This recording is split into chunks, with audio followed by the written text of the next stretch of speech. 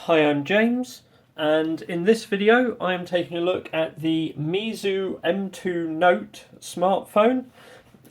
This is basically a budget smartphone which costs in the UK around about £140. What makes it interesting is that actually you get some interesting specification for that. So despite the low cost, this has a 5.5 inch 1080p screen, 16 gigs of storage, and a 8-core MediaTek processor or system on a chip.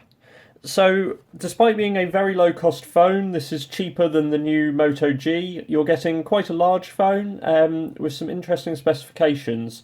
So I'll probably be taking a look at this a bit over the next few weeks, but I just thought I'd take a look inside the box and see how things compare with a couple other phones. So first of all, when we open it up, we have the phone itself. Nice little plastic tab there to help us remove it from the packaging. Neatly wrapped in sort of a matte finish plastic.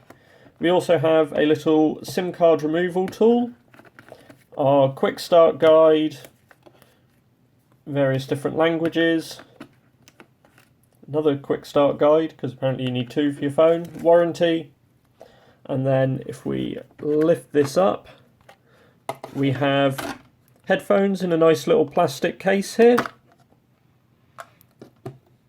Then we have our USB power adapter, kind of aping the Apple style of just being a small plug.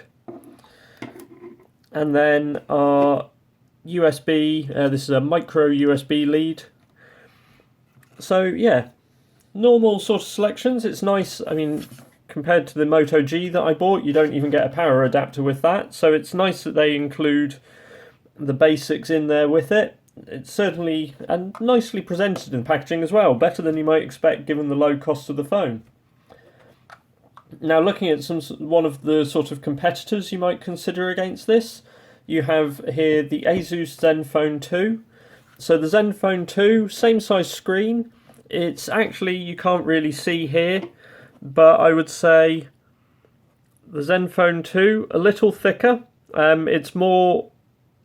It's thinner at the edges with the Zenfone 2. They're both rounded, but the M2 Note is thinner at the back, whereas the Asus tapers more to the sides.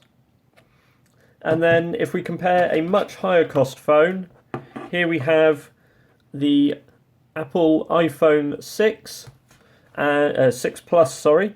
And we can see with this, the iPhone 6, same size screen again, but because of the sort of larger button here for the home button and a bit more bezel at the top, it's a taller phone.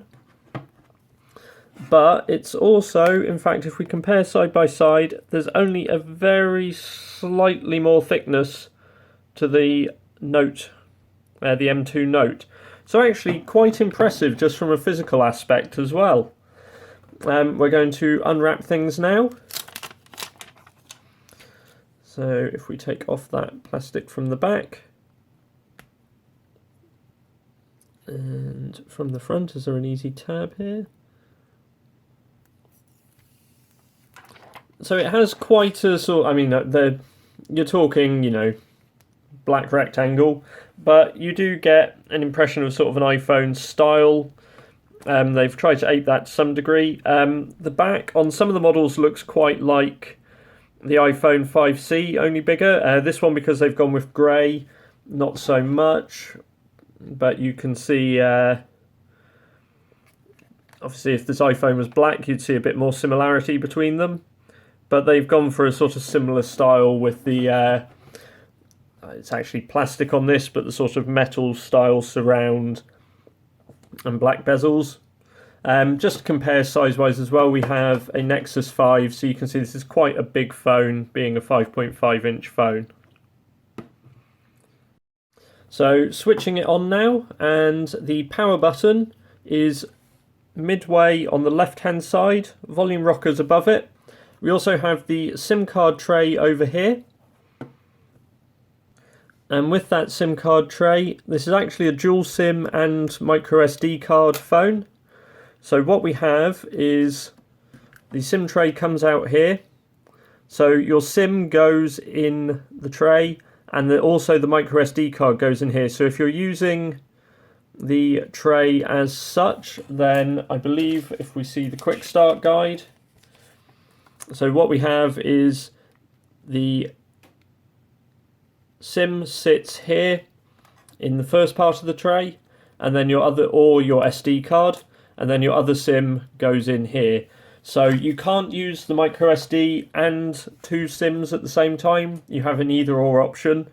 If you do choose to use a micro SD card, then you can actually have up to an additional 128 gigs of storage in this, giving you a huge amount of storage capacity for a phone, particularly when you think you can pick up a micro SD card quite cheaply now, as opposed to spending several £100 on the storage option if you're going for it on an iPhone.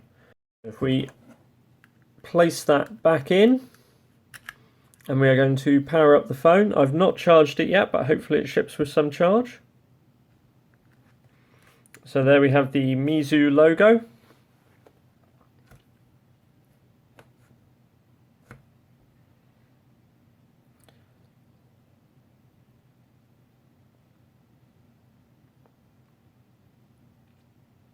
Now, this being the first time the phone's been switched on, will take a little longer to boot and run through into the initial setup options.